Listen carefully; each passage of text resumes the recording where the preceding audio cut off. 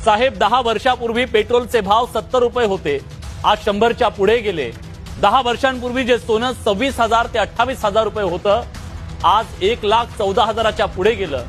तुम्ही कुठलीही वस्तू घ्या, तिच्या किमतीत 30% जास्त वाढ गेल्या 10 वर्षात झाली। नोकरदारांचे पगार वाढले। आमदारांचा पगार 10 वर्षांपूर्वी 50,000 ते 80,000 रुपये प्रति महिना होता, तो आता 1 लाख ते 3 लाखापर्यंत पोहोचला।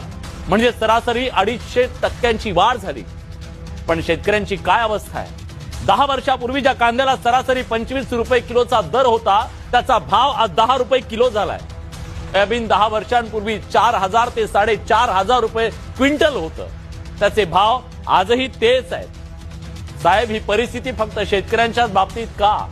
बाकी सगळं सोडा हो, आम्ही शेतकरी ज्या दुकानातून खत बियाणं विकत घेतो ना, ते दुकानदार आमच्या कमिशनवर परदेश दौरे करतात।